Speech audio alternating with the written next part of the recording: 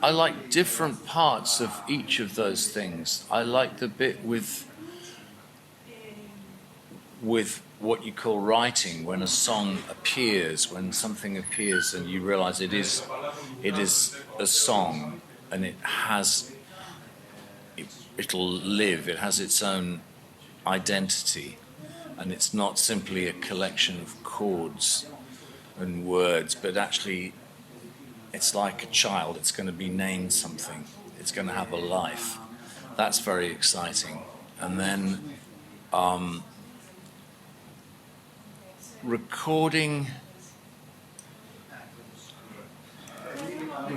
is great when you first get the idea of it, but recording's dangerous because it's multi-track, so you don't necessarily know when you've finished. And there's a tendency now to feel that you've got to add more and more things because you can.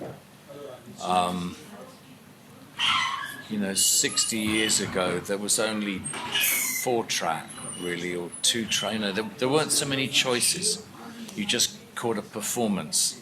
Now anything can sound like anything. You could make a guitar sound like a piano. You could make cheese taste like soup. You can make the sky black, you can make the earth yellow. It's all, everything can be turned into something else. So there's a lot of choice, which I dislike, because it takes up a lot of mental energy making decisions about everything. So recording can be a bit tricky, I think, and performing can be great, but I don't know, because the performance is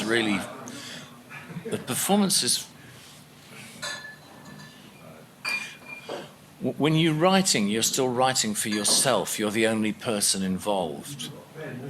Once you're recording, it's getting towards other people. They're going to hear the record. They're going to hopefully pay for it, so they've got to like it. And if you're singing to them, it's entirely for their benefit. So it's less and less sort of internal, and it's more and more. Performing is really about the audience. The audience makes a great show. The artist just has to sort of channel them back at themselves. It sort of the artist has to be a kind of manipulative mirror, and sort of reflect to the audience how they feel in a positive way. Hopefully, that's the idea. But it's a ceremony, but it's about them. My ideal moment to write music is there is no ideal moment.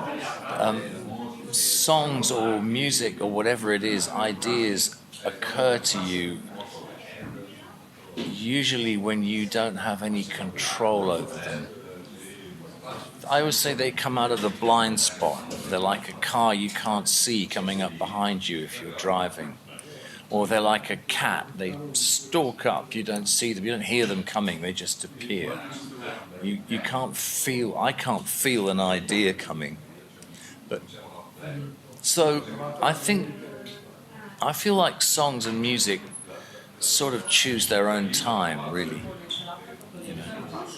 You could say I'm going to go away for a week and write, but I don't really know how that works. It could make you worry about it too much. I just look and see. I don't even know. I find afterwards that I've got songs lying around in my notebook or on my phone. I'm not aware of making them up. I'm aware of working on them. If I work on a song a lot, then I know I'm working on it. But often they're better if I haven't worked on them at all. They just appear. I think they're very independent. I think they pick you just like a stray cat will pick a household. I know, I'm going to come in here, see if they feed me,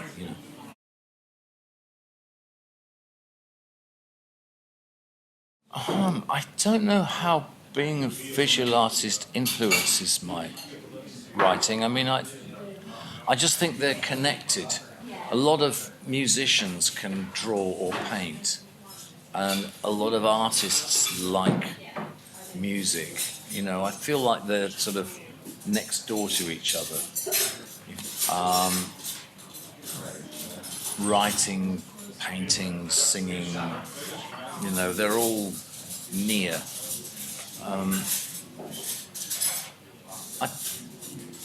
I like some of my favourite musicians, songwriters have also been visual artists.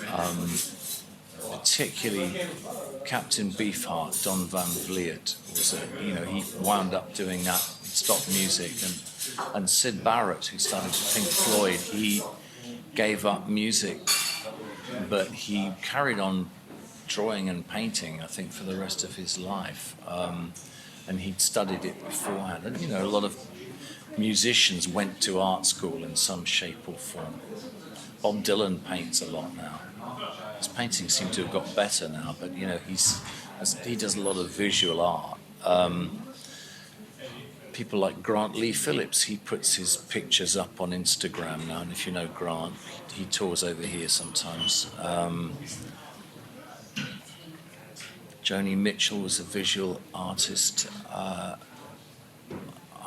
don't quite know how they affect each other, but I just feel they're very connected.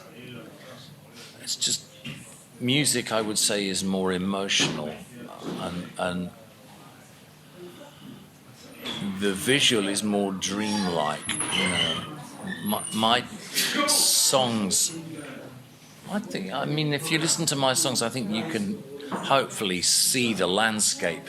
I think of myself as a visual songwriter, but I think Bob Dylan's a visual songwriter. I think you can usually picture, you know, you can picture as the song unfolds, you can see it, if you like, almost like a cartoon, and I think you can do that with my stuff. But none of it's intentional, it's just the way it goes. You know, it's surrealism, all that. Surrealism is a term for, I think, how people have always had dreams or nightmares. And then it actually became, and then people like Bosch did it as an artist. And then the surrealist movement came along and actually made it into a concept. And I suppose, you know, in the 60s, people started writing surrealistic lyrics, particularly Bob Dylan, but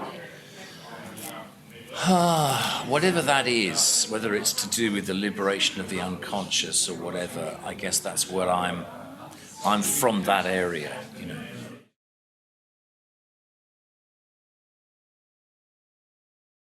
I don't think anything is timeless because it will decay, it will disappear, and even if it doesn't, its audience will. So you could say, well, Shakespeare's timeless, but already Shakespeare's really hard to understand, even in English. For people who grow up in England now, the way Shakespeare writes, they need a translator. You know, it doesn't... People don't talk like that anymore. The Bible's already being translated a lot. Mainly, maybe what they mean is it probably lasts more than 100 years. I like to think the Beatles will last for a few hundred years, but, you know, what's timeless? I mean, Stonehenge, the pyramids, the Mayan temples, goes back a few thousand years, but it's possible some melodies go back a really long way. Maybe there are melodies that go back thousands of years, you know, folk, what they call folk melodies. But even then, they probably change. So I don't think anything artistic is timeless, unfortunately. It belongs to the era in which it's created. And if you're lucky, it lasts a couple of hundred years afterwards, you know. one of the reasons I think we make art, apart from doing it just to stop ourselves going crazy, is it's an attempt to pass the baton on to the future. It's attempt to say, we were alive, we're going, but this is my life in a little bottle. Here it is, take this. This is what I felt. Here's my feelings, And then you can go to a museum and see it and go, wow, God, look at that. That's De Chirico, or that's Vermeer. And it hits you a certain way, but it defies time briefly, but I wouldn't say it was actually timeless. It's more just sort of like postponing it. It's postponing eternity, but nothing we do is timeless. Probably neither evil nor good, but I don't know. We won't be there to find out.